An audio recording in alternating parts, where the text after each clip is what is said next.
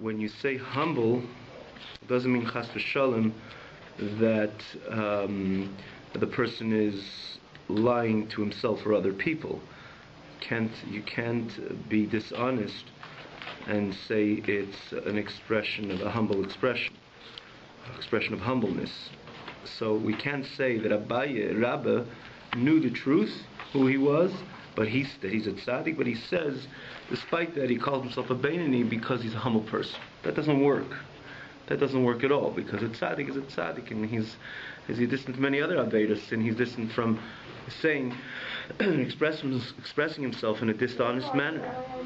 After loy pasik pum v'lachein hayirabba machzik ba'atzmei. Oh, you're looking for the place on the inside the Tanya on the sheets. Yeah, lachein hayirabba machzik ba'atzmei b'eni. I'm sorry, I didn't. I thought you had it. I'm sorry that I. Yeah, good, got it. I'm sorry, I didn't pay attention. You didn't have it. Yeah, okay. So we were saying that. So how could he call himself a Beinoni? And so getting back to what we were saying before, that as much as a tzaddik is distant from any sin, he's distant from chas v'shalom saying something dishonest. Chas v'shalom, which is heipach ha'emes, contrary to the truth. You got to know who you are. What? You got to know. Right. At least you wouldn't verbally say it in a way that it's not the case. In other words, because that's fringing on aveda, a clear aveda. You can't be dvar sheker tirchak. That's the distance from saying anything which is not true. Dishonesty. It's not it's certainly not aligned with Torah. So why do you consider himself a Beinoni? So now, based on the explanation of the Alter Rebbe, that there's certain times, as for example, if the Beinoni would daven a whole day, you would never be able to differentiate him and a tzaddik. Based on what we said, we don't have to elaborate or repeat in detail or in length the bonus of tefillah in the life of the Beinoni. It's because the experience of, we call it a bonus because the Beinoni is somebody that his nefesh bahamis is intact, which means the core of his animal soul, his heart, his inclination, his drive to animalistic matters are completely in full tact. Nonetheless, he never allows these animalistic drives to be implemented, not in thought, not in speech, and not in action. In the time of davening, the Beinoni's heart is completely focused and in expression to Hashem. That is the experience of davening in the life of the Beinoni. That his heart is right now connected, or he's connected to Hashem on a heart level. Once he's connected to Hashem on a heart level, we said you can't have the heart in two different and opposite directions. In other words, in the moments when he davens, the time when he davens, he's very similar to the tzaddik. That was the difference of the tzaddik and the Beinoni. The tzaddik's heart is on a constant basis to Hashem. The Beinoni not so. But if the Beinoni is davening, that his heart is completely transformed and stands in its full expression, and there was the godly dimension, or the lev of the core of the nefesh l'kis is completely dominant of the core of the nefesh bahamis, which means his heart is completely in expression to Hashem. So that is the kind of the definition of a tzaddik. The only thing is, why isn't he a tzaddik? Because after davening, things will go back to normal. But what if, again, we said, what if he davened 2 hours instead of an hour, or 3 hours and 4 hours? So those at that time, he becomes more and more a bigger part of the day, which is similar to the tzaddik. What if he davens 24 hours? Then in 24 hours, you never could really differentiate between him and the tzaddik. Right? Someone davens Shemoneh Esrei for never does Eisa Shalom. So he's really davening all the time. So at that time, it's not the word Eisa Shalom, or it's a part after davening. It's not the detail of what part of davening. But if he's in a hard expression to Hashem throughout the entire day, so really you can never differentiate between him and the tzaddik at all. So is there a difference between the tzaddik and the Beinoni? We know that there is a time of the day that the Beinoni stops davening. He goes to do other things, even things which are, because he's a Beinoni, he never does anything wrong. He enters other portals in his connection to Hashem. Maybe Torah, maybe mitzvahs, milos chasadim. But then you cannot look at him, and you cannot define him as a tzaddik anymore, because then he has the Beinoni type of aveda. So then you get to differentiate between him and the tzaddik. But at the time of davening, you cannot. So we can understand the beautiful expression of the Gemara that halavai, a person would daven a whole day. The Gemara says, halavai shispaladim kolim kolim. If you think about it, why would the Gemara say that? We know that there are different connections that a person can have with Hashem. maybe because the world stands and where our mandate is divided into three. Through prayer we connect to Hashem, through Torah we connect to Hashem, through mitzvahs we connect to Hashem. So why does the Gemara say halavai a person davens a whole day?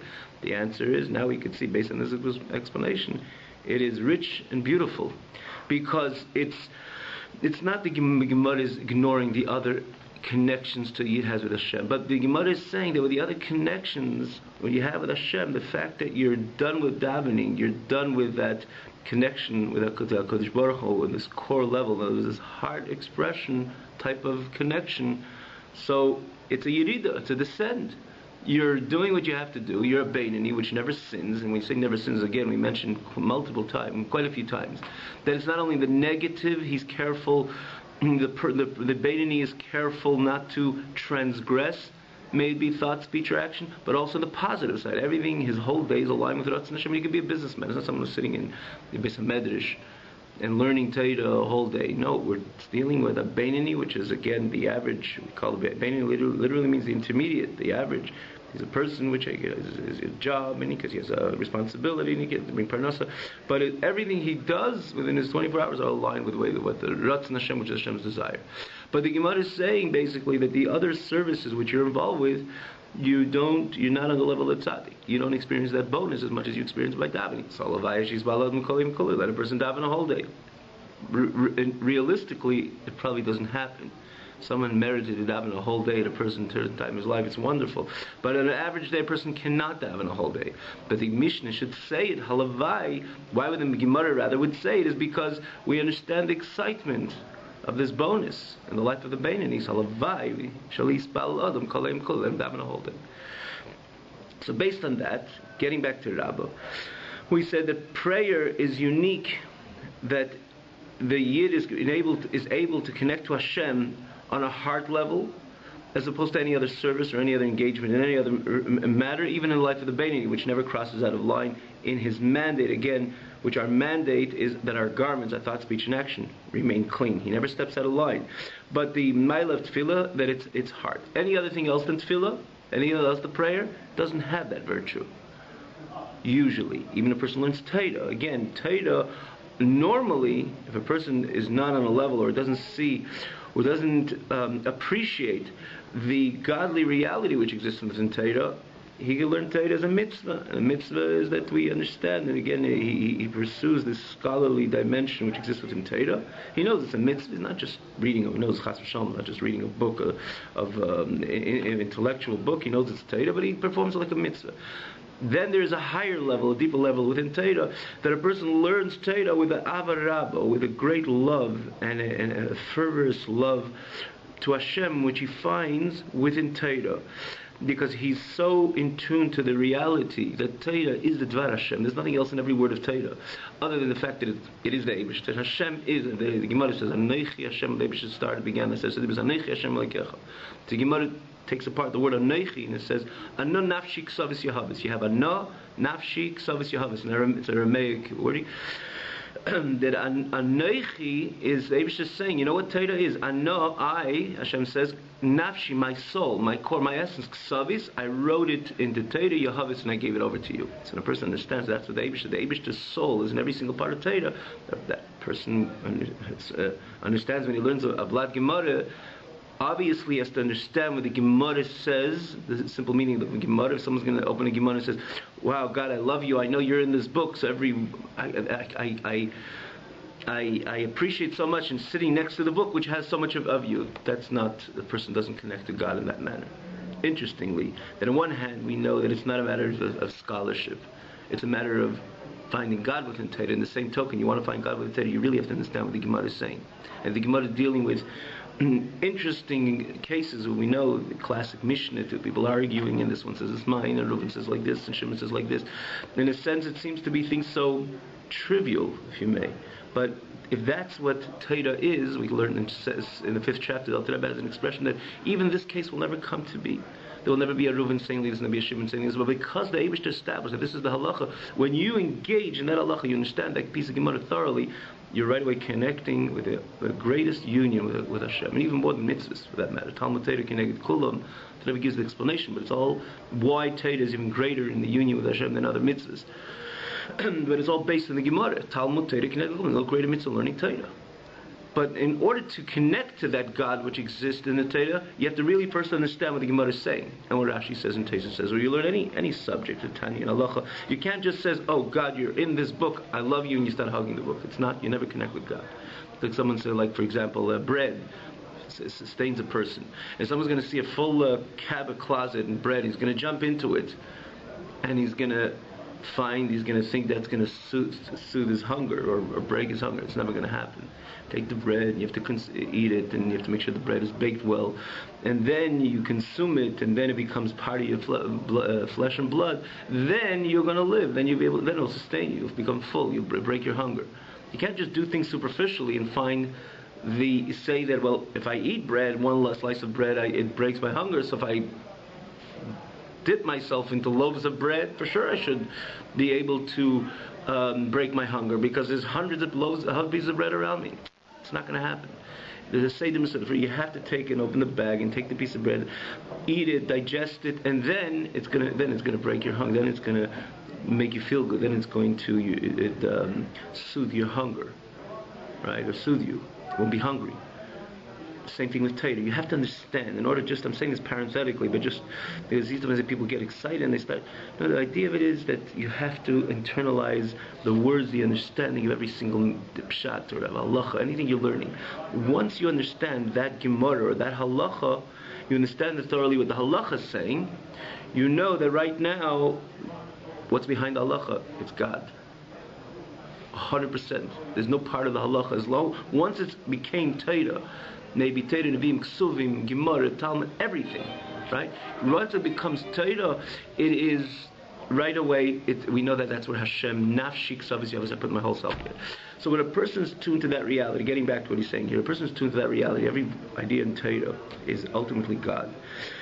And he knows there's no greater union in all of reality. As we mentioned, Al-Tarabi alluded to this in the earlier chapters, that even greater than the experiences of all the neshamas in Gan Eden, maybe even the neshama Moshe Rabbeinu, the way he's in Gan Eden, not the way he was here, but the way he was in Gan Eden. I say to the exclusion of the way he was here, because here Moshe Kibul Torah Messina, he was the one who learned Torah and gave Torah over. Precisely the Yid which learns Torah in this physical world, the union with HaKadosh Baruch Hu is not only greater than mitzvahs, but greater than all of the experiences of all the neshamas ever had in Gan Eden and Gan Atach and Gan Ha'eli and any other level. Because God gave the Torah down here to these people. So where did he put his essence? He put his essence in the Torah the way it comes into this physical world. So the more we think about it, our appreciation or our approach to Torah becomes vastly different. Greatly different. Because the notion, the scholarly dimension of Torah kind of diminishes to the bigger picture. Wow, this is the way that we can connect to God in the greatest level possible. When I say greatest level possible, even greater than all the neshamas in Gan Eden. You think about the neshamas sitting thousands of years in Gan Eden. It's apparently the greatest pleasure they have. The pleasure they do have. They're definitely not fighting to go to recess, the middle of the yeshiva, middle of the lessons, right? They have great pleasure. But the core, the essence, where's the ano, where's the anechi, the essence of Hashem is in Torah over here. Just to repeat this, we mentioned a few times, this is based on what Al-Rebbe said in the earlier chapters. You notice what does the Gemara say when we're dealing with the Shechina, which is apparent, or which the Nesham's experience in Gan Eden? It says, Nene miziva Shechina. Right? If you look in the Lashon Pirkei or Pirkei Avos, or in other places, Ziva Shechina means from the ray of the Shechina. It's not the Shechina itself. Shechina itself is down here in the Torah. We learn over here. In the mitzvah, Torah, mitzvah. So the more someone like Rabbi, which understood and perceived what Torah is, he learned Torah like a Beinoni which davens. His experience of learning Torah was like someone who davened.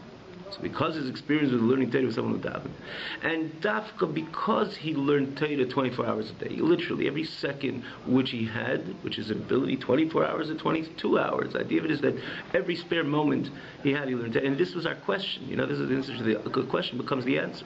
Our question is that he was someone who never stopped learning Torah. As we know, Torah is the most difficult mitzvah to keep in a complete manner. As we mentioned a number of times this as well, every mitzvah you do, you did it once. You don't have to shake the lulav and esrog more than once. You gain nothing by doing it twice. The same thing, someone puts on tefillin. So any mitzvah we do, this is a mitzvah. Right? Obviously, it's called mitzvah tmidi. Loving Hashem never ceases because it's a heart mitzvah. It doesn't. There's no beginning, no end. But a mitzvah like learning Torah is practically a difficult mitzvah to learn to do, because the mitzvah of learning Torah is that every moment a person has free, he is responsible to learn Torah. This is the chiyuv, the obligation to learn Torah. So we ask the question.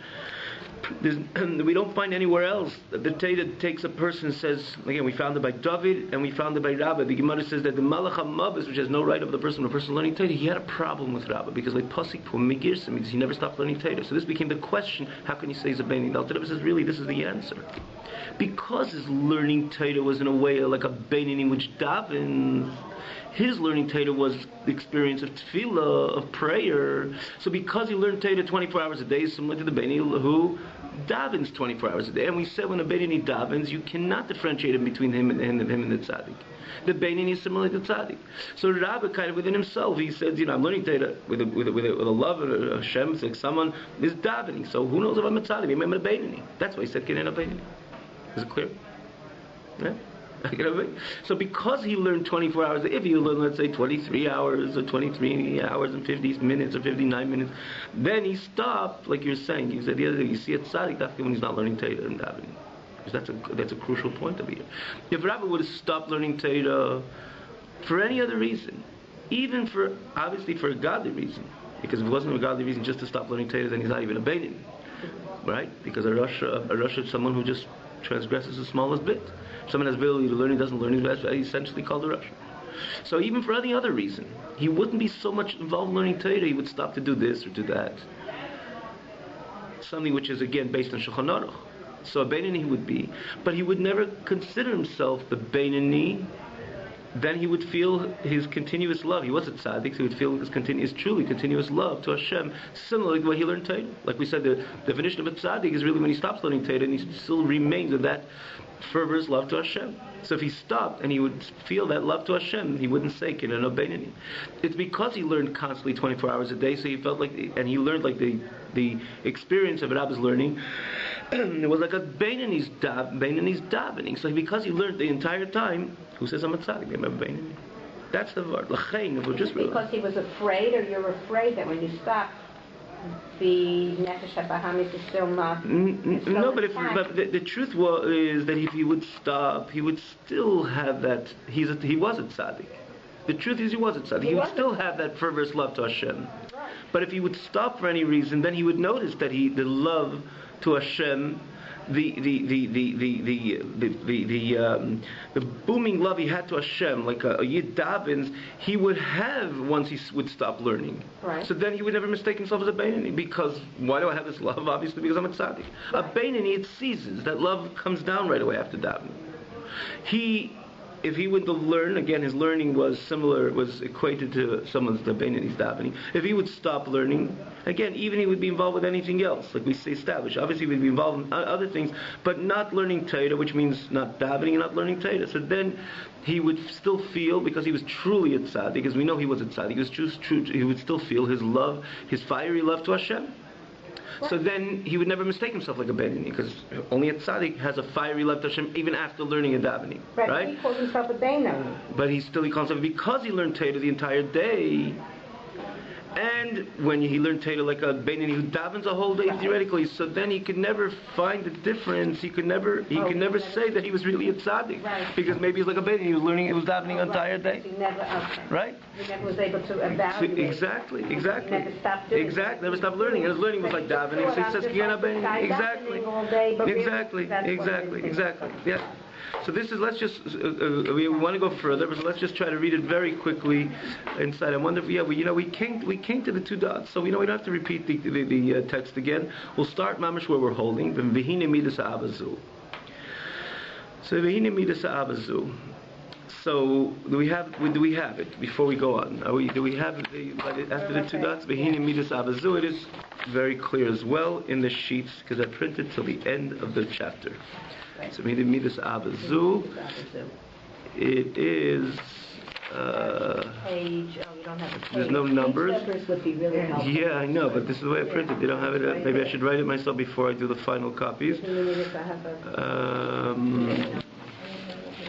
You do have it, but it's hard to do. During prayer is mentioned above. Right. This are during prayer is mentioned above. Yeah, that's the beginning. That's the page, and it's now this.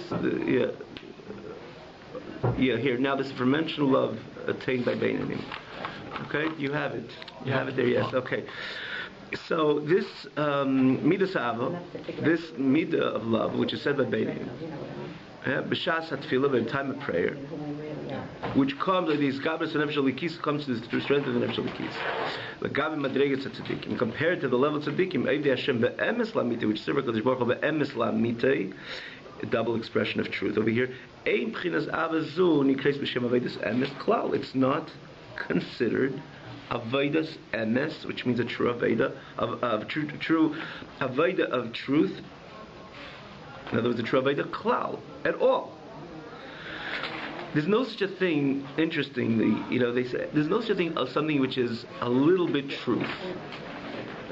It's an expression also in the secular world. Also, it just makes sense. Nothing to do with Torah. No such a thing that it's a little bit true. Something which is a little bit true is not true at all. Simply, I sat and I slept for an hour. I slept for 58 minutes. It's just not true. It wasn't an hour. 59. I didn't. Even if it's 99% truth, it's not the truth. You can't say I slept for an hour, and I didn't. And there's no such thing a little bit truth. Anything with a little bit truth is an absolute lie. That's how it is. Think about it. It's just so. So if you think about the fact that there's this Beinani, even when when he davens, he's equated to his service is equated to the service of to the level of the tzaddik. But because after davening he goes back to his state of a Beinani, there's no emes in his aveda. Now let's step back for a moment. It doesn't mean his aveda is not appreciated. Let's call it emes in the context that he brings emes and nachas to Hashem. Despite his challenges, he overcomes on a constant basis in thought and speech and action. That's an emes and nachas, right? But it's not, the avodah itself is not be'emes, right? So let's not get confused. The avodah, the service itself is not be'emes. Why is the service itself not be'emes? Because it has an interruption. Which means when he's a Beinani, you right away see the non-emes over here because there's a part of him which is not completely submitted or nullified to Hashem. The fact that his nefesh b'ham, his animal soul, is intact, means to say that there's a behemoth within him. There's a part of him which is his animal soul, which is in a constant state of expression, which is his heart. Doesn't allow the signals to enter his thought, speech, and action. So he's never a rasha. But could you say that he's be'emes in Eved Hashem? Can't say be'emes because it's part of him. So you can't say there's no chatzi emes, there's no half emes. The fact that he's perfect in thought, speech, and action, but there's the inner part of him which is the animal soul, which is in him, which is completely intact. There's no emes in his aveda, by definition. Now take the time when he davens, everything about him is completely subjugated to Hashem, or an expression to Hashem, even at the core level, even the heart, right? The heart of it. But the fact that after davening, it goes back to square one, so that shows, again, that it's a half-truth, that you can't even define the time when he's davening as emes. Right? Just say a little bit of a Gemara, which is brought in Halacha and the Rambam as well. For example, it says that the waters of the Paraduma has to be called, Torah calls it Mayim Chaim, has to be live waters. So what's the definition of live waters? The Gemara says that anything which the stream of water it flows for 7 consecutive years. What if it's interruption of within 7 years? 6 years, 7 years, one of the two. I think it's 7. What is the 7 years? What is interruption of? What is it interrupted in the middle of 7 years? That same water cannot be used for paradum because it's not mayim chaim, it's not live water. Why isn't it live water? So they called mayim machazvin. Machazvin lashon kazav like sheker v'chazav. It's based on lie. Why is it based on lie? Because it has an interruption. Even after 6 years and 11 months, it stops. That shows that in the very beginning, retroactively, in the very beginning, it wasn't mayim chaim, wasn't live. What stops the water? It dries up. And Naharis, it dries up. The mikveh is also known as Mayim Chayim. Mikveh, not a regular mikveh, not necessarily. It's called, according to Torah, Mayim Chayim. No, mikveh. A mikveh doesn't say the word Mayim Chayim. Right. Doesn't say Mayim Chayim a mikveh. The Mayim Chayim is a paraduma. It says something about some other titles, but not by mikveh. It's not Mayim Chayim because it's untouched by human hands. No. Mayim Chayim is the flow. Can for sure say a mikveh. A mikveh is always touched by the person who touches before. That's why it's not. And the actually the paraduma also. The way the pipes are because it's coming from the source. Right, but that has to be because it has to be natural rainwater. It can't be with a keli. It can be accumulated with a keli, but the paraduma is with a keli. By the way, the paraduma is with a keli. I've been a college teacher for many years, Yeah. and I remember when I learned originally, we talked about it as Mayim Chayim. So it's stuck I in don't my think mind. It could be, it says, but it's not the same Mayim But Chayim. it also confers Tahara, and maybe that's the common denominator with Paraduma. Correct. Yes, there's something there. There's something there. There's something there. Too much of Tahara. and Yeah, then yeah, they you both don't change do the that. status of That's why Tumah they both- Tahara, yeah, right, but yeah. Paraduma has its own sets of dinim. I understand. Yeah. So one of the things it says, and it says used uniquely by Paraduma, that it has to be flowing for 7 years. And what if it stops in the middle? Apparently, even the first 6 years, it's flowing with the same gush and the same flow. Why can't you use it? Because before 7 years, it dries up. That's why the first 6 years it's not you can't use it. But the halacha is you can't. So it says because Data says Mayim Chayim has to be. Now the question is why 7 years? The answer is because everything associated with the worldly cycle is number 7, the week and the 7 millennia and so on. So that's the number 7 because you can say the same thing. What if it does flow for 7 years and the 8th it stops? Why is that called true water or live water? It's also called Mayim Mechazim. No, 7 is the number which we're looking for. If it stops within 7, even when you took it, it appeared the same as the other flow of water which flowed for 7 years, with the same again flow and the same strength and so on. It's called Mayim Mechazim, and it's possible to Parad because Torah says Mayim Chayim, which means this shows that even when it is, it's really not. That's the code over here. That's the key over here. Even when it is, it's really not, because once you'll notice that it doesn't have the longevity in the context of this Chayim, in other than the context of this Paraduma, shows that even retroactively it really wasn't alive. Similarly, in the life of the Beitani. The Beitani, by definition, Avedasi is not an emes. Even when he davens, because that experience comes to a stop, so again, retroactively in his davening, it's not called emes. Right? So Legabe, that's what he says. The tzaddik is all about emes. Everything about him at all times is completely devoted to Hashem, completely stands in submission to Hashem. Everything is not only thought, speech, and action. His entire essence, his core, is completely has he's overtly connected to Hashem at all times. So the government directs us to think maybe the Shem Be'emes Lamita Eim Chinas Avos Anik B'Shem Avidas Emes Klal Me'achar as he continues Shechalev Zver as Achar Tefillah after davening he continues. Uksiv, and it says Sfas Emes Tikin La'ad that the banks of truth will be established forever. But what is Ad? Ad Argia L'Shein Sheker. The pasuk says that the definition of Ad is associated with an expression of Sheker, of lie. So if it's the truth, it's Emes. If it's the banks of truth, the pasuk uses the expression ad, and ad in another pasuk, or even and if it's the same pasuk, continuation. But ad is defined as lashon sheker. So the truth is the truth. The banks of truth is not true. It's like a little half truth, doesn't exist. The banks of truth is sheker. So the Beinani apparently is at a little at a loss over here. Yeah. Because he's telling him that even at the time, the fact that you can have a success, if someone has a successful davening, then the time of davening is similar to the tzaddik. But then nonetheless, we say Zaveda is sheker. We can understand it, conceptually. We can understand it. But let's break it down to the Beinani. He's serving Hakadosh Baruch Hu. He can't be a tzaddik the way a tzaddik is because he wasn't given that schus to be a tzaddik as of yet. So, and you're telling him that his whole Aveda, which he's really trying his maximum, and he's succeeding in his davening, he's really has a hard expression and a relationship with Hashem at the time of davening. It's wonderful. Obviously, he probably feels bad that after davening, the Nefesh Bahamis kicks in, but he is determined and strong. 24 hours a day, he never goes out of line. It's wonderful, right? But he's still told that this is the banks of truth, and the banks of truth are associated with Sheker. Comes the Alter Rebbe and says, comforts the Beinani. in a moment, it's an interesting, Chassidim used to always say that there's one word over here that the Alter Rebbe threw in over here precisely to the Beinani, we didn't use anywhere else. And let's just see it inside. Getting back to the text, in comparison to the overall level, the Beinim Nikris Avedas Tamo, it's called the complete Aveda, Be'emes Lamite Shalohem. In their Emes Lamite, each one in his levels of Beinanim.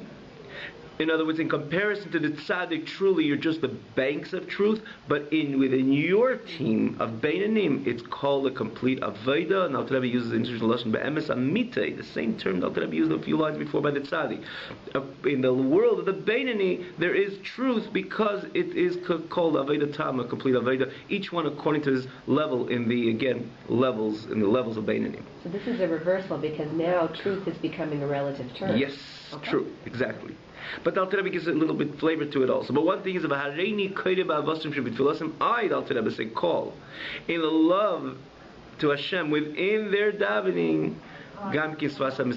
Also banks of truth, but in this case, Tikkun Lad, Alter Rebbe doesn't bring out the sheker over here, which ad is defined, but he turns to the Sfas Emes, the banks of truth over here, which exist in the life of the Beinani. Now, just pause for one moment and say it's interesting. Chassidim always used to say that Alter Rebbe himself comforted the Beinani. That's the only time that Alter Rebbe speaks about himself. Hareini in the Likutei Amorim. The Alter Rebbe call in their love, in the expression of love, in their davening, Sfas Emes Tikkun Lad. He kind of gives a very personal touch to these struggling Beinanim. No other place does Alter Rebbe use the lashon in Likutei Amorim, and never focuses about himself in the picture. The Chassidim used to always say that in the end of the day, we're all, in the ballpark. I mean, we ought to be, but at least this is what is demanded from us, and we try to be the Beinim. And it could be, I wouldn't say depressing, but it could be disappointing a little bit here. Yid tries, and he's called sheker in the end. So Alter Rebbe himself put the word Bahareini. I am comforting you that I am within, I'm there sympathizing with you, and I am calling the love in your davening also Sfas Emes Tikkun Lad. And so it was always a nechama, not only a comfort with the context Alter Rebbe sharing with the Beinani, but the Chassidim also feel that Alter Rebbe put himself in the agony, if you will, of the Beinani, that he says, Hareini, I'm there with you. And there was always a big comfort that the Alter Rebbe didn't just send a message, but he said, I'm there. You could send a message, or you could say, I'm holding your hand in your Aveda. So Alter Rebbe says, I'm there with you. So just to note, this was always by Chassidim, was a very, people who live with Tanya, this is a very, the Rebbe himself, which is all the way up there, he's a tzaddik, obviously, that he himself not only shares the information in the context of comfort, but he again says, I'm there with you. Just to point that out. And what's the svara? Why can we use emes? Because it's not just Alter Rebbe comforting, but he says, in the end of the day, you could daven a little longer, or you could daven even a little longer, because we have the ability to exercise davening whenever we want. Now, it doesn't mean a person stands in the corner and just says another prayer here, another prayer there. It's the idea that we can extend our davening, we can daven mincha, we daven ma'ariv. We have the ability throughout the day to pray to Hashem. Even the shachris, like I said, we could extend. There was a certain chassid that used to say that he was called, I forget what he was called, his shachris went to his mincha, and his mincha went to his shachris, and it's not that he didn't learn Torah because he sat and learned Torah. I forget they have in one of the Svarim, his schedule. He managed to learn Torah 10, 12 hours a day, non-stop anyway, he hardly ate, but the idea that he stretched his tefillas one to the other, from shachris to mincha, literally minute to minute, back to back, but he was all about davening. Because what Alter Rebbe is saying that in cheshbon, if you make a cheshbon, or if you look at this with a calculation over here of who the Beinani is, or what the virtue of prayer is, because you have the ability to re-arouse this love forever, whenever you want. So first, the Alter Rebbe says you can do it on a daily basis. So you really, the fact that it doesn't just come once a year, Yom Kippur, or any special and auspicious time where davening could be expressed, or davening, one could enter the world of davening, or engage in davening. No. it could happen every single day.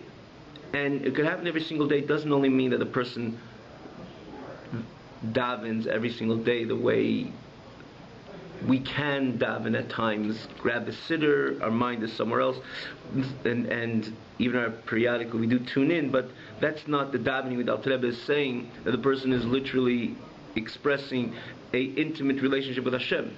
You're talking about somebody who could invest in this particular expression of davening on a daily basis. So when you can do something on a daily basis, and I added a little more, but Alter Rebbe says midayim b'yayim. I added even within the day itself, you could stretch the davening, or you could have mincha and stretch the mincha and daven ma'ariv and so on. But the Alter Rebbe is really saying that the fact that it comes every single day, we could really exercise a healthy davening through a proper preparation to every soul, each one according to his level. That itself says that if I can tune into it frequently, there could be a certain notion of emes in my avodah. Had this experience of davening come once a week, or once in 2 weeks, or once in Yom Kippur, then the idea of emes would be much more distant. Even in the world of the Beinoni, doing what he has to do, but because by definition, the Beinoni is someone that a part of him is most of the times not doesn't stand in submission to Hashem. The only time that happens is by davening. So the davening, we could not tune into davening on a frequent basis, then this to emes would be very distant. But the fact that we can tune into this on a daily basis is pretty close, right? Every single day, a person could make the appropriate preparation, and exercise a healthy davening on a daily basis. So Alter Rebbe says that's why I, in the world of the Beinanim, continue to call your Avodah Tama, complete Avodah be'emes la'amiti, with truth, because you can tap into it frequently. Because this is what Midas HaEmes is. Midas HaEmes is the Midah of Yaakov Avinu. Hanikra Briach HaTichein HaMavrich Min HaKotzer LaKotzer, which is called, there's a little tongue twister over here, but just to understand, who is Yaakov Avinu? Why is Yaakov Avinu Emes? Like it's a teaching Emes li Yaakov. Yaakov is associated with Emes. Why? Because Abraham was Chesed, Yitzchak was Gvura, Yaakov was Tiferes. Tiferes has the Midah of Emes is because it's a combination of both. That's why Tiferes is beauty. When you have only one expression, chesed, it's like a garment. When it has two colors with woven together, and that is an expression of tiferes more than when you have only one color, because it's not in the same thing in ruchnis and spiritually in Avodas Hashem in character. When it's expression of chesed, so it's completely to the right. It doesn't, so it's negated very much from gvura. When you have Gvura solely, so you're completely negated from Chesed. So it's not Emes. The idea of Tiferes, which is Yaakov, which is number 3, is that it's a perfect combination and synthesis between Chesed and Gvura. That is what Tiferes is. Rachmin, compassion. Despite you're not worth it, I'll give it to you anyways. Right away, you're right away combining Chesed and Gvura. Chesed means I'm giving it to you. I'm not even looking at you. Gvura, I'm not. It's more stringency, judgment, right? What does compassion mean, which is the midah of Rachmanis Tiferes? Despite you're not worth it, I'll give it to you anyways. That's already, right there, you have din, you're not worth it, I'll give it to you anyways. That's already Chesed. It's a perfect combination of Chesed and Gvura. That's why it's Emes, because it's not lacking of anything else. It's Emes from all sides. That's why Yaakov is associated with Emes. So it says Yaakov is the midah of Emes, and he brings over here Briach HaTichein in the middle pole and beam, which went from one side to the other. This is alluding to the beam which is in the Mishkan, which we know there's those who say that it entered the center of all 3 walls miraculously, even though it was a solid beam, but they pushed it in one. It automatically, miraculously turned on the western side and turned back on the southern side, and it came all around. So it says this is the midah of Emes of Yaakov Avinu. Briach HaTichein HaMavrich Min HaKotzer LaKotzer, from one side to the other.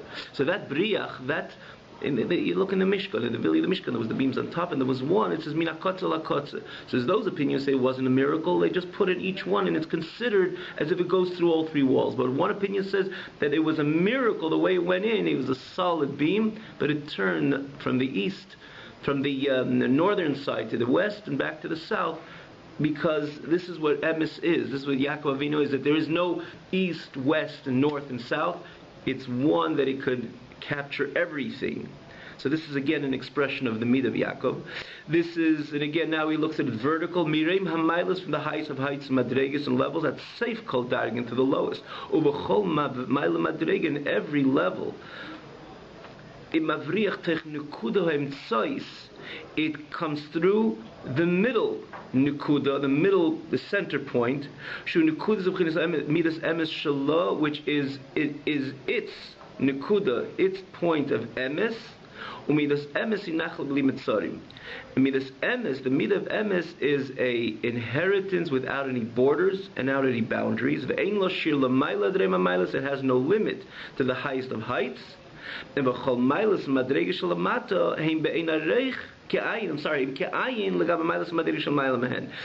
all its levels, everything lower than the emes is in a higher level, is insignificant legabe the emes is in a higher level. So again, it's a little bit of a tongue twister, but let's just say what Al Rebbe is really saying over here, that in one hand we established that the midah of emes is a midah of emes has to be true all the way, because if it's half true, it's really not true.